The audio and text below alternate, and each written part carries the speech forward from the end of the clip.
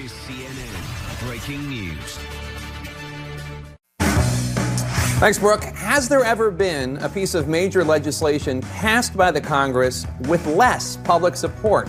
Our new poll numbers have stark numbers about the tax bill. The lead starts right now. Just moments ago, the House passed a historic tax overhaul, which would change how every American and corporation pays Uncle Sam. And President Trump is halfway to his first major legislative win. But our new poll shows most Americans are not sure this is going to be a win for them. Then, President Trump lashing out, slamming new reporting that he discussed pulling the plug on the nomination of Neil Gorsuch to the Supreme Court. Did the president almost undo what would end up one of his biggest accomplishments? Plus, more than double the speed limit. That's how fast officials say the Amtrak train was traveling when it jumped the rails and careened onto a highway below, killing at least 3 people. Did the mayor of a nearby town predict something like this would happen? This is CNN Breaking News. Good afternoon, everyone. Welcome to The Lead. I'm Jake Tapper. We're going to begin with the breaking news. After passing the House of Representatives by a vote of 227 to 203, the Republican tax bill now heads to the U.S. Senate and could be on President Trump's resolute desk by tomorrow, the first major legislative success for the Republican Party this year. The legislation proposes sweeping changes to the nation's tax code, significant cuts to the corporate tax rate, and if it passes the Senate as well, according to one analysis, this will be the most deeply unpopular piece of legislation to do so in 30 years. House Republicans this afternoon celebrated the hard-fought victory. 2 big questions loom, of course. Will this bill indeed spur economic growth? And second, as House Speaker Paul Ryan predicted, will voters change their minds about this legislation once it begins to take effect? A new CNN poll finds that 55% of the American people oppose the tax overhaul, with only 33% supporting it. And 66% of those polled say the bill will benefit the wealthy more than it will the middle class. That is a view supported by 2 nonpartisan government analyses of the legislation. We have a team of experts ready to break down all parts of this story, but let's begin with Jeff Zeleny, who's at the White House for us. Jeff, the CNN poll today also found President Trump's approval rating hitting a new low in a CNN poll. Possibly passing this tax bill could help him get that number up. Jake, that certainly is the hope of the White House, that any big accomplishment would improve his ratings. But that is an open question here. Of course, his approval is based on the full picture of his presidency. But one question here today at the White House: will this bill benefit the president more or the middle class? President Trump on the verge of tasting victory on a $1.5 trillion tax plan. Today, we are giving the people of this country their money back. This is their money after all. Despite protests in the House chamber, Republicans finally flexed their muscles and relied on their congressional majority to help deliver what will be the GOP's biggest legislative victory of the year. Yet the tax bill, scheduled for a final vote tonight in the Senate, remains deeply unpopular.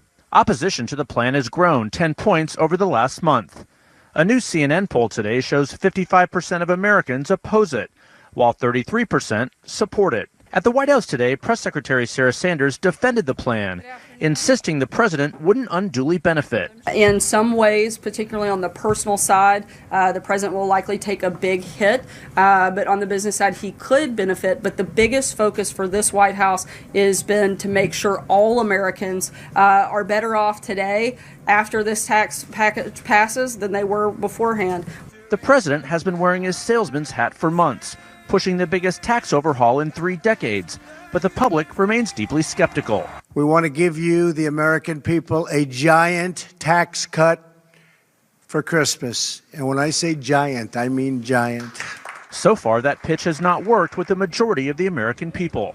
The new CNN poll finds 2/3 of Americans believe the bill will do more to benefit the wealthy, while 27% say it will benefit the middle class. And nearly 4 in 10 believe their family will be worse off because of the Republican tax plan. In lockstep today, House Democrats voted against the bill, blasted by their leader, Nancy Pelosi.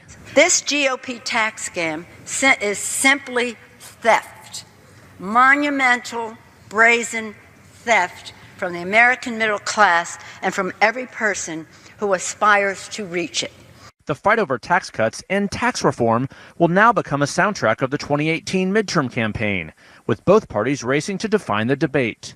Despite a soaring stock market and booming economy, the new CNN poll shows the president's approval rating at 35%, the lowest for any modern president at the end of his first year in office. All this as the president pushed back today on a story first reported by the Washington Post that he considered rescinding his nomination of Neil Gorsuch to the Supreme Court in February, fuming over Gorsuch privately criticizing Trump's attack on the judiciary as demoralizing. Today, the president tweeted, "I never even wavered, and am very proud of him and the job he is doing." So again, the question of how much the president would benefit here, Sarah Sanders said he would not benefit on the personal side. But Jake, that is impossible to answer or fact check. This is the reason why. The president, of course, still has not released his tax returns, so we cannot go through them and see if he will benefit or how much he would benefit on the personal side. And Sarah Sanders did say again today he has no plans of releasing those tax returns, saying again they're under audit. Of course, every other president and presidential candidate has done so. Jake, we're also getting word the White House is making plans for some type of ceremony here tomorrow at the White House around noontime or so, either to sign that bill or a rallying ceremony of some kind to crow about their first legislative accomplishment of the year. Jake. All right, Jeff Zeleny at the White House for us. Thank you so much. Let's discuss with two presidential experts joining us, Maggie Haberman and Doug Brinkley. First, Doug, let me start with you. Can you recall a less popular major piece of legislation headed to victory? No, and the fact of the matter is it's being jammed in and done right before Christmas, so there's something desperate about it. It's happening when people are calling Trump's first year a slow-motion disaster. Everybody's saying there was no legislative victories all year long, and here at the last minute they're getting this pushed through. And as Jeff just mentioned, the fact that Donald Trump isn't transparent, he isn't showing people his taxes. It seems to be a sweetheart deal for rich people. The one thing Obama was able to do in his first year was the Affordable Care Act, and that was a big blowback because it was all Democrats that pushed it, Jake, as you know. He's got the problem, Trump, now with this, that it's just a Republican bill. There's no unity or bipartisaness about it. He owns the economy now.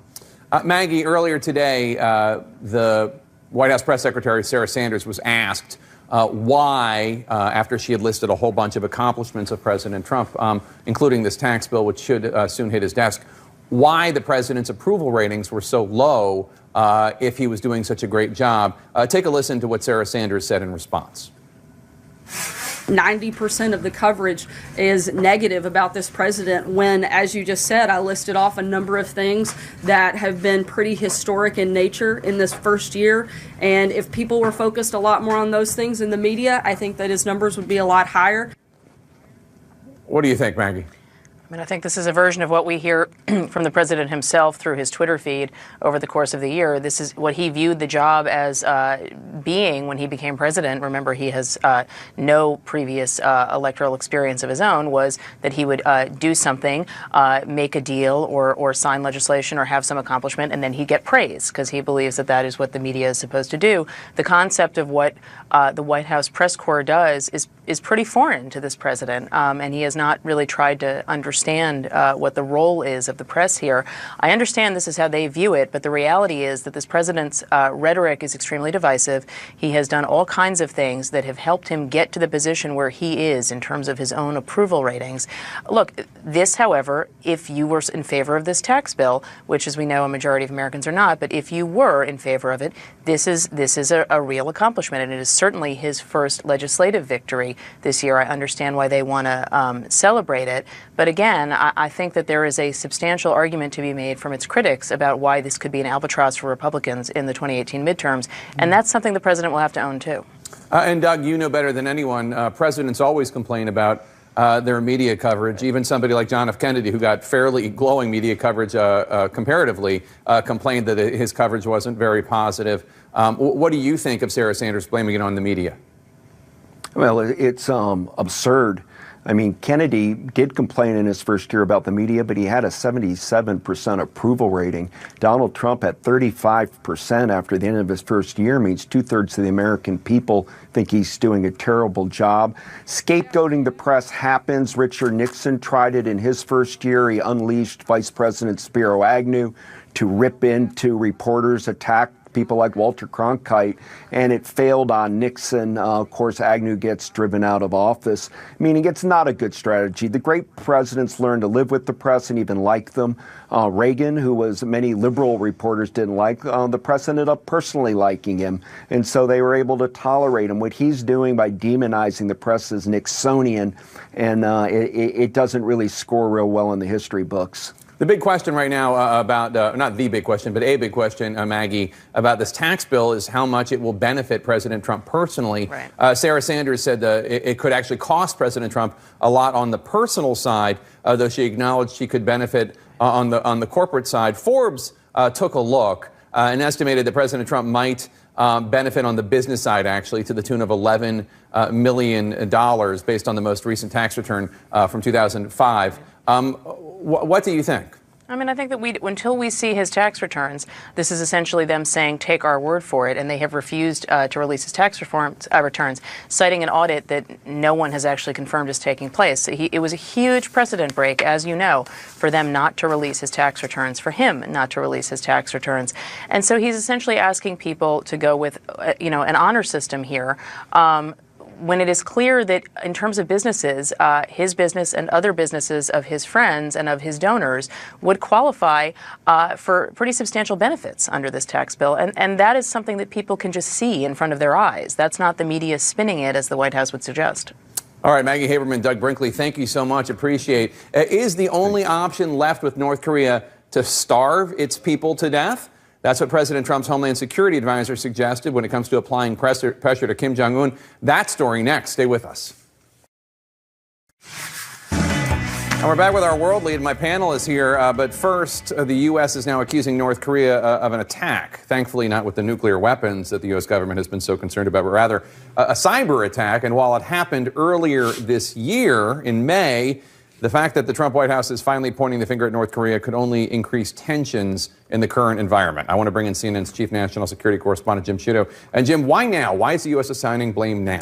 It's not clear why they're going public now. This has been the belief for some time privately in the intelligence community, and UK intelligence and Microsoft actually have come out with this conclusion, blaming North Korea. But there's a different standard for the U.S. government to come out and publicly declare North Korea. You saw that with Russian interference in the election. That was the belief for some time before they went public with their assessment. And this may be part of a broader attempt here to apply as much pressure on North Korea as possible. So this was, according to Tom Bossert, the Homeland Security advisor, this was a major attack. Does the U.S. have any plans to retaliate? Well, it's interesting. It was a revealing comment from Tom Bossert, who's in charge, of course, of the administration's cybersecurity, for him to basically delineate how limited U.S. options are to deter North Korea. Listen to how he said that earlier today. At this point, North Korea has done everything wrong as an actor on the global stage that a country can do. And President Trump has used just about every lever you can use, short of starving the people of North Korea to death, to change their behavior. And so we don't have a lot of room left here to apply pressure to change their behavior. Now, what's interesting there is, in effect, he is teeing up what is the remaining option, which is, of course, military action. And you heard the president's national security advisor, H.R. McMaster, make some comments that were interpreted, at least, as opening the door to preemptive military action, because he said in so many words, we cannot tolerate the risk of North Korea having a nuclear weapon. Fact is that all the evidence shows that North Korea may very well have a nuclear weapon, that they may very well be able to put atop a missile that could hit the U.S. So the question is, was he telegraphing that the administration is prepared to use military action? Not clear, but some people took alarm at those remarks. All right, Jim Sciutto, thank you so much. The president's national security advisor, General H.R. McMaster, whom Jim just referred to, he responded today to a harsh criticism against President Trump. The former director of national intelligence made here on The Lead yesterday. James Clapper, the retired general, said that Russian President Vladimir Putin has been manipulating President Trump. I think this past weekend is illustrative of what a great case officer Vladimir Putin is.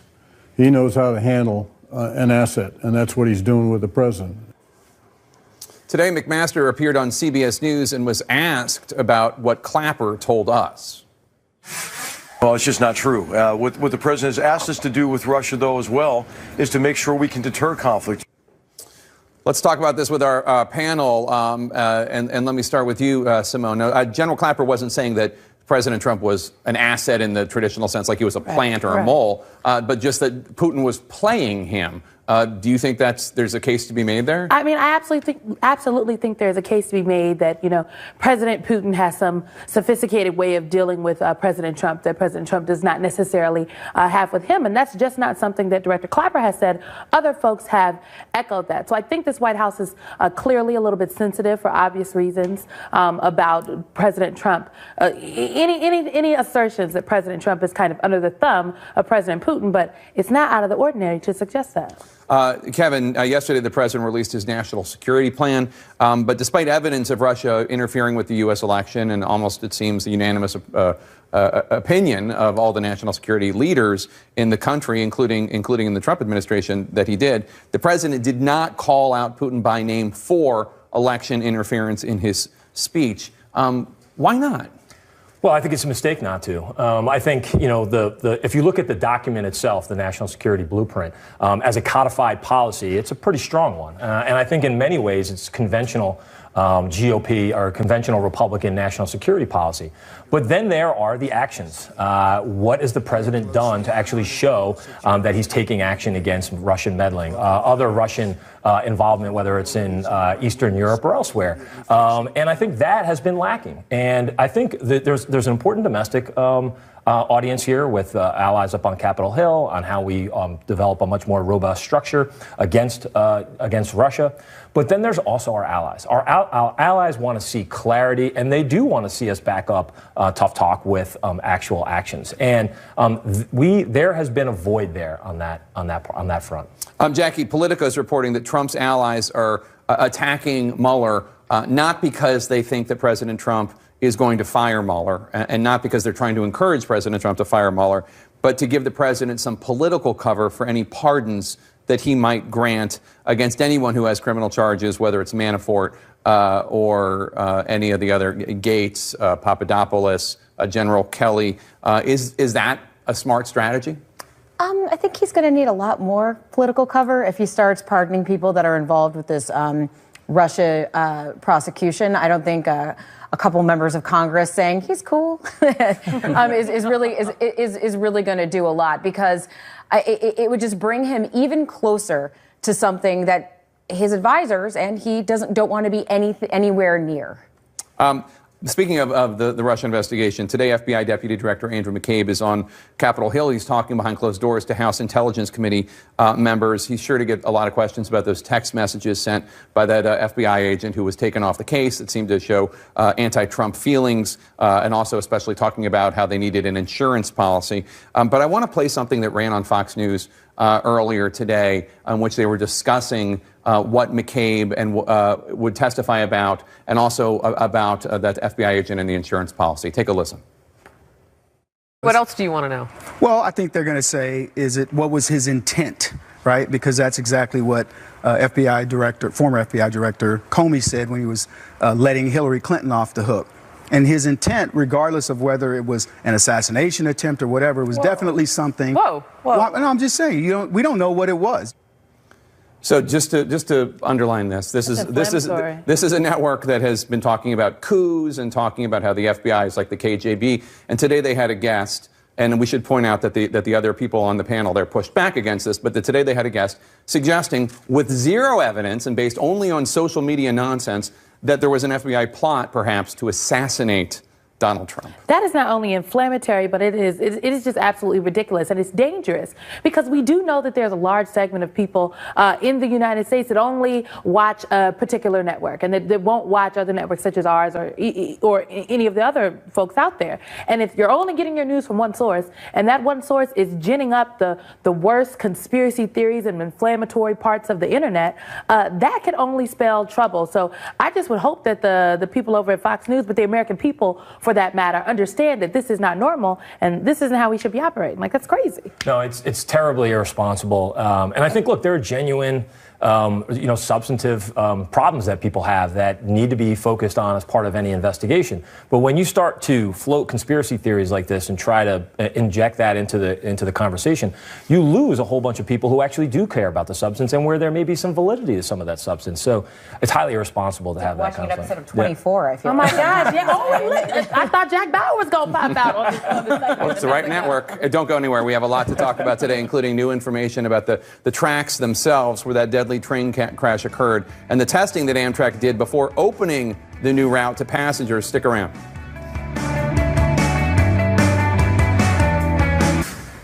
We're back with the national lead. New details about that speeding Amtrak train that crashed in Washington state, killing 3 people. As a crane carefully moved pieces of the wreckage today, we learned that the event data recorder clocked the train going at 80 miles an hour yesterday in a 30 miles per hour zone.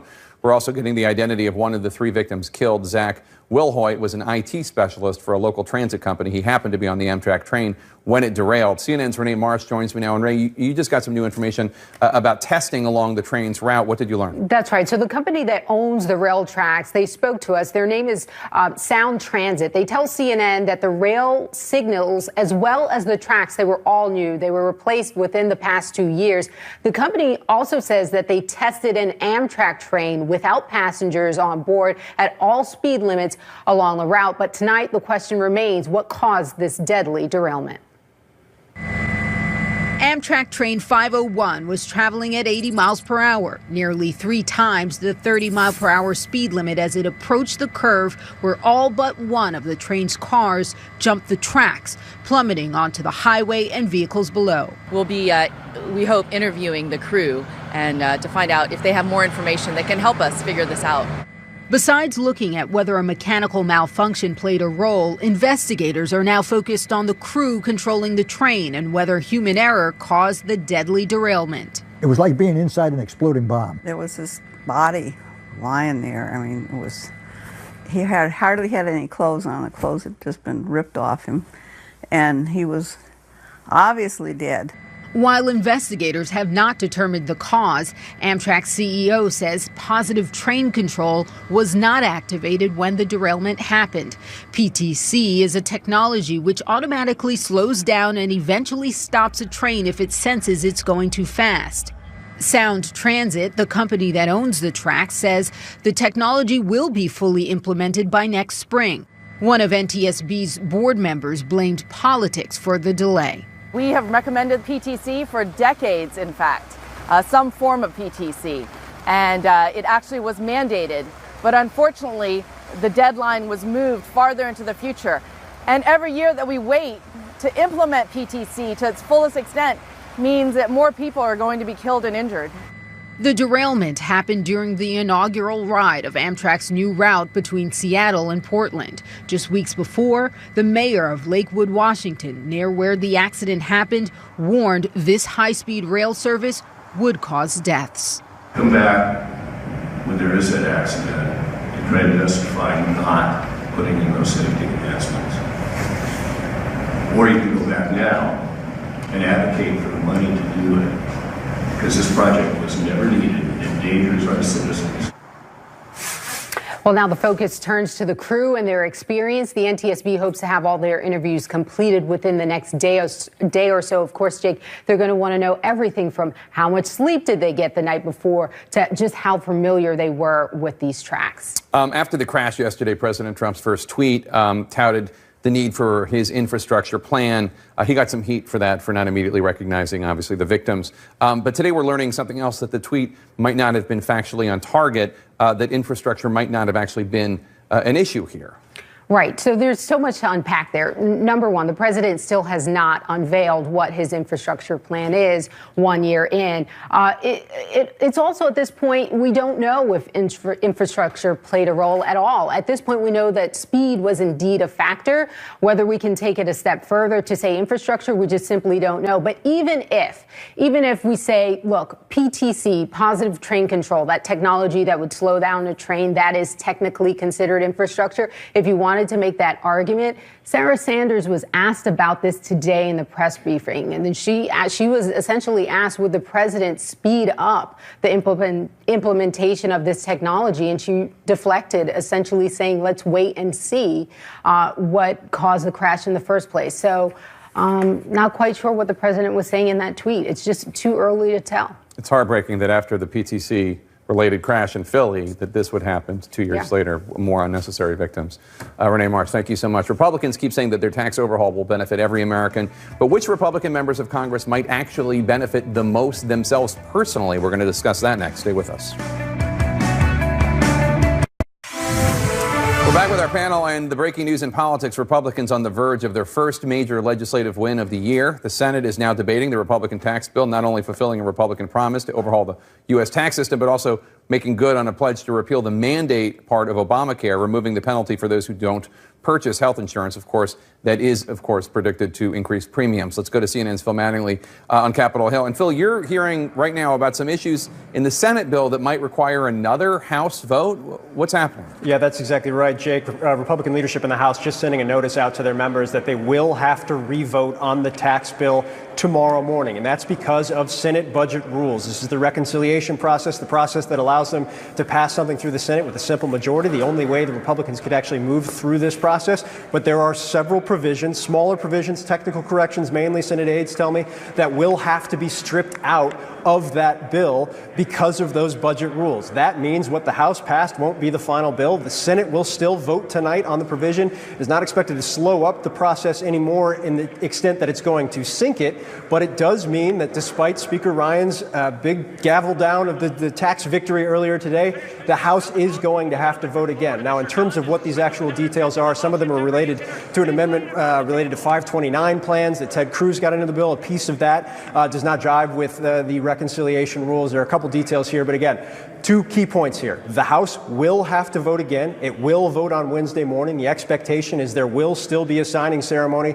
at some point Wednesday afternoon at the White House, but several technical provisions will have to be stripped out. That means the Senate vote tonight will not be the final vote. The House vote tomorrow morning will be the final vote. So still on track to pass the tax bill. Just going to have to wait a couple hours longer for Republicans at this point, Jake. All right, Phil Mattingly on Capitol Hill for us. Thank you. Joining me now is David Sirota. He's a senior investigations editor at the International Business Times. He looked into Republican senators who might be able to personally benefit from this legislation. David, thanks for joining us. You specifically looked at Republican senators who could make money off a provision that could benefit real estate companies, among others. You came up with a pretty extensive list. Yeah, there's about 14 Republican senators, that's about a quarter of the Senate Republican Conference, that have investments in LLCs and real estate-related partnership investments in which they stand to make big money off of a provision inserted into the bill in the conference committee, a provision that hadn't been passed in the House or the Senate, that delivers a big tax cut for people who have basically LLCs that don't employ a lot of people but have a lot of real estate in them. 14 of the Republican senators voting tonight will be voting on a provision that could enrich them personally. Now, their pushback to your reporting is that a lot of Republican senators, including Ron Johnson from Wisconsin, have been pushing pretty publicly for more benefits for LLCs and pass-throughs, saying it will benefit small businesses and it doesn't have to do with their own personal investments. Well, but the problem with that argument is that the Senate bill originally had protections in it to direct these tax cuts to LLCs that actually employ people. What happened at the end of the conference in the negotiations is they added a provision in to specifically help LLCs that don't employ people to get those tax cuts. So let's talk about Bob Corker. He made $7 million, up to $7 million last year on those kinds of real estate LLCs. He voted against the original Senate bill, which restricted tax cuts on LLCs to only those basically that pay good wages. So he votes against that bill. Then they add the provision in allowing someone like him to get a tax cut on that income. And what do you know? Suddenly he flips his vote. He says he's going to vote for the bill. That's what happened. So Senator Corker pushed back on your initial reporting, suggesting his yes vote was tied to this provision. Take a listen. I had nothing whatsoever to do with any provision whatsoever for this bill. And, you know, the people who are the tax writers have said that. So, look, it's the way this place has become, and you know, obviously it's sort of assassination, if you will, but it's just not true. So he's saying he had nothing to do with the provision, and the people who were writing the tax provisions have said that he had nothing to do with it. It's just not true. Your response? Well, I mean, we don't know whether he asked for something or not, he specifically. Here's what we know. Orrin Hatch put in a provision in the conference that hadn't been voted on in the House or the Senate, a provision that could enrich 14 Republican senators, including Bob Corker. We know that John Cornyn went on ABC News and was asked, why was this provision put in this bill, the Texas senator? And his direct response was they were trying to cobble together the votes for this bill. So did Corker change because he suddenly a provision appears to enrich him? It's hard to know. All we can say for sure is that a provision was inserted at the last minute in this bill that could potentially seriously enrich the Republican senators who are voting on it. David Sirota, reading the fine print and following the money. Thank you so much, sir. Appreciate your time. Thank you. Lots more to talk about, including he was once the Republican Party's nominee for president, but you would be surprised which political party is embracing Senator John McCain these days. We'll discuss with my panel next. Stay with us.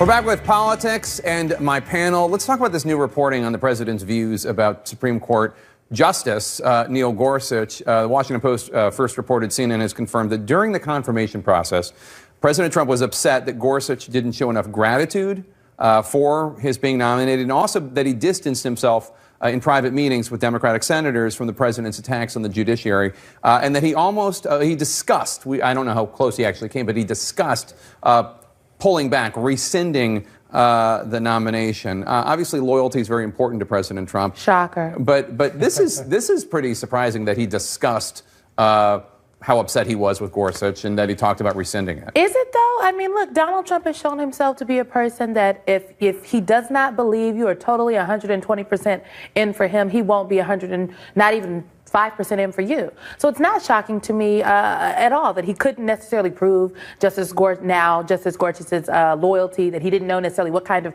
person that he was. Donald Trump has demonstrated he is very much so concerned about people's ties to him and how they will do what he wants them to do. So I'm not shocked at all. Shocker that he has an attitude. But it also showed a fundamental misunderstanding of the judicial branch and what he was nominating Gorsuch to do. He wasn't nominating him to be his guy on the Supreme Court. That's not how it works. And either it wasn't explained to him or he didn't care to hear that. But what Gorsuch was doing was actually pretty common practice, which was separating himself from a president who had said a lot of inflammatory things about the judicial branch. Yeah. And I think it also mattered who he said it to. He said it to Dick Blumenthal, Senator Blumenthal, who Trump does not have a good relationship. Yeah, and then he went out and shared the story. I agree with all that. I think it's a little bit of it was ego, a little bit was a lack of fundamental understanding. So I think all of that is right. I think the big problem here was that you actually could have had Gorsuch probably get more Democratic votes. I really do believe that, in the sense that he showed his independence as part of the judicial branch, and also send a message that this is somebody that has great judicial qualifications and also will be an independent voice. And you may have gotten a Blumenthal or maybe a Heidi Heitkamp or Joe Manchin to support him. And in the end, you had to use the nuclear option. So it was a missed opportunity. I want to point out another interesting finding in the CNN poll. Arizona Republican Senator John McCain is vastly more popular among Democrats than he is among Republicans. A 68% favorability rating among Democrats. Underwater, 46% favorable among Republicans. This is a guy who was the Republican presidential nominee and pretty much has a 90%, 95% voting record with President Trump, a very conservative, except for that one healthcare vote. I mean, people like him personally. And it also, doesn't necessarily hurt that you've got former Vice President Joe Biden making the rounds on television saying just how much he and John McCain are pals or friends. John McCain is somebody that was attacked by Donald Trump. So it doesn't surprise me that people like John McCain personally. But when you talk about his voting record, he's lock and step with the Republican Party. But what's interesting about this is that you hear I talk to Republican senators who are willing to distance themselves from President Trump on occasion, and this is a problem for them in their home districts. They have this, Democrats like them, independents like them, but Republicans are turning against them because they think they're not loyal enough to President Trump. Yeah. Well, first of all, absence always makes the heart grow fonder, right? I mean, I can't tell you how many people have said how much respect they have for Mitt Romney, and these are all former Democrats that were out there attacking him in 2012. Accusing him of murder. Yeah, but you're right. But now that we have so many of the most active partisans in each party so polarized, that does become a problem, which is where is the incentive to sort of occupy the big middle? The only time, unfortunately, right now we see the leaders that do occupy that is usually when they're not up for re-election or they've announced their retirement, and that's problematic right now. No, I don't. You've seen a little bit of the backlash. Susan Collins is someone who Democrats have sort of rallied around because of her stand against what the Republicans are trying to do with health care. But I mean, she let us hang in on the tax bill. See? Case in point. But she's not. But she's a Republican. Why would you expect her to vote your way on the tax bill? I just expect her to vote for the people, and I think that's what got Democrats so riled up and fired up about Senator Collins and Senator Murkowski around the health care bill, because they were willing to do what was in the best interest of their constituents. And when we talk about the tax bill, a bill that throws 13 million people, makes them lose health coverage, 83% of the benefits go to the top 1%. That's not something that's for the people, quote unquote, of Maine. You know, the everyday regular Joes, they're going to lose in this tax bill. And so we assumed that Senator Collins would not necessarily be on our side, but on the side of the people. And when she wasn't, we're kind of like, all right, we got you. Let's talk about the tax bill for a second, because we were talking about this during the break, and I thought that this was an opportunity that President Trump could have taken to get the corporate tax rate down significantly. But also, what if he had taken away the Democratic talking point that you just mentioned? What if the majority of the tax cuts went to people who made under $250,000 a year? What if he had pushed that through? Steve Bannon, at one point when he was in the White House, was talking about actually increasing the top rate to 44% for people who make more than $5 million a year. What if there was more of a quote-unquote populist bill? Would that not have been something that might have helped Trump? Well, there are benefits there for small businesses and middle-income earners. But I think the problem there is, where would you be able to get the votes inside a Republican conference to do that? And this became a very partisan process where you ultimately had to rely on just Republican votes to get it done. I am actually pretty skeptical that any bill that this president would sign into law would get any Democratic votes. So you're not going to be able to do it with a bipartisan majority. You're going to have to do it with a Republican, straight Republican vote. And I don't know if you would actually have enough Republicans that would be willing to vote for an increase in the top rate. But in fairness, when it comes to the Republicans having to go it alone, the president hasn't really done any outreach to Chuck and Nancy, as he calls them. That's meaningful. That has actually stayed, and to some Republicans as well. Yeah. He's chosen to insult them and kind of demean them rather than try to bring them into the fold. And we'll have to see. And this could come back to bite him in something that they won't have Republicans behind, like infrastructure. And if they want to save the Dreamers, I'm sure Democrats would gladly get on board with that. Everyone, thanks so much. Stick around. It's the Disney display that everyone's talking about, even White House Press Secretary Sarah Sanders. That's next.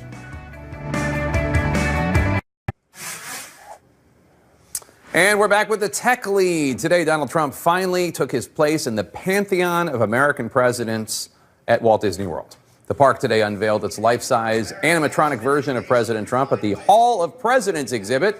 Disney's robotic replica of the 45th president might not have the same je ne sais quoi as the real version, but this one might be better at sticking to a script. Above all, to be American is to be an optimist, to believe that we can always do better, and that the best days of our great nation are still ahead of us. The lifelike figure is already drawing some laughs online. Some wiseacres have pointed out its resemblance to actor Jon Voight in the late era, like the Anaconda days. We should mention Jon Voight is a big supporter of President Trump, so maybe it's an honor. Be sure to follow me on Facebook and Twitter at Jake Tapper. You can tweet the show at The Lead CNN. That's it for The Lead. I turn you over now to one Mr. Wolf Blitzer. He's in the